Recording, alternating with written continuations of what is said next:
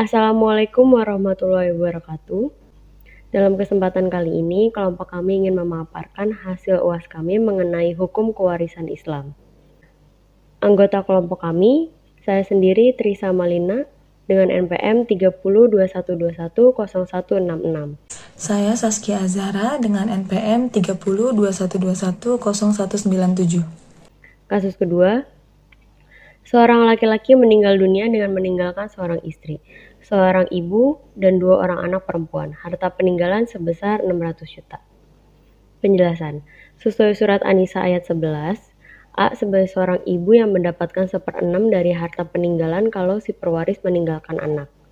C dan D, 2 anak perempuan saja yang mendapatkan 2/3 bagian harta peninggalan.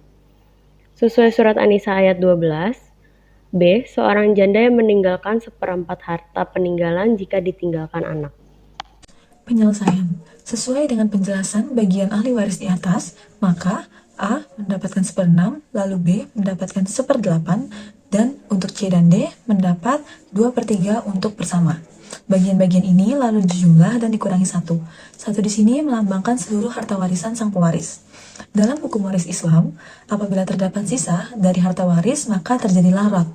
Sisa ini akan dikembalikan kepada seluruh ahli waris untuk dibagi secara merata.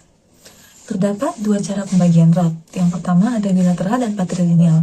Perbedaan dari pembagian rot, patrilineal dan bilateral, yaitu bilateral, sisa harta warisan dibagi secara merata kepada seluruh ahli waris. Sedangkan pembagian rot secara patrilineal, hanya ahli waris yang mempunyai hubungan darah dengan pewaris yang mendapatkan sisa dari harta warisan. Pada perhitungan rot, bagian ahli waris penyebutnya merupakan besarnya harta warisan. Untuk bisa dihitung, penyebut tersebut harus diganti dengan jumlah harta warisan yang telah dibagi. Contohnya pada kasus ini bagian A, ia mendapat 4/24 bagian. Lalu penyebut tersebut diganti dengan jumlah harta waris yang telah dibagi yaitu 23. Maka bagian A berubah menjadi 4/23. Bagian tersebut lalu dikalikan dengan sisa harta waris atau rot. Setelah itu dijumlah dengan bagian ahli waris menurut surah. Lalu, hasil dari perhitungan bagian pahala ahli waris dijumlahkan dan akan menghasilkan 1. 1 di sini berarti semua harta warisan habis dibagi. Untuk pembagian rot menurut patrilineal, tidak jauh berbeda dengan perhitungan rot bilateral. Hanya saja pada kasus ini, istri tidak mendapat bagian karena ia tidak mempunyai hubungan darah dengan pewaris. Bagian ahli waris yang telah dihitung lalu dikalikan dengan harta warisan yang ditinggalkan. Bagian-bagian tersebut lalu dijumlahkan dan hasilnya harus sama besar dengan harta warisan yang ditinggalkan. Maka dari itu, harta tersebut habis dibagi rata.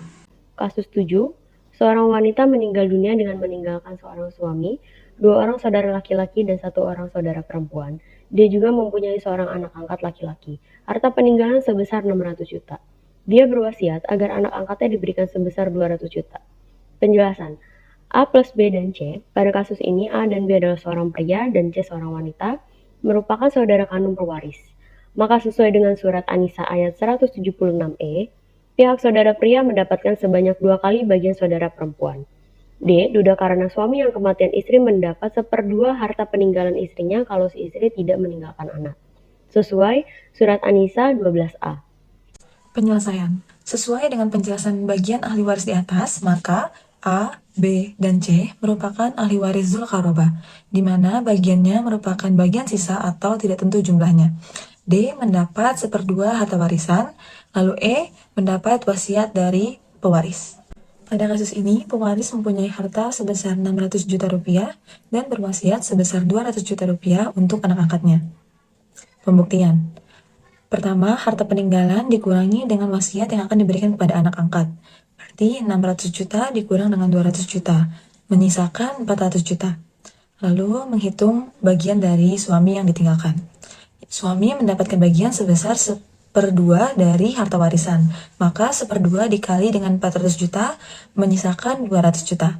Lalu untuk menghitung bagian ahli waris Dzulqarobah yaitu A, B, dan C, maka harta peninggalan harus dikurangi harta wasiat lalu dikurangi dengan bagian dari suami.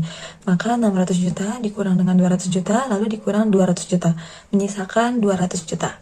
Sisa 200 juta tersebut dibagikan untuk 2 orang saudara laki-laki pewaris dan 1 orang saudara perempuan. Maka pembagiannya masing-masing saudara laki-laki pewaris mendapatkan 2/5 dan 1 saudara perempuan pewaris mendapatkan 1/5.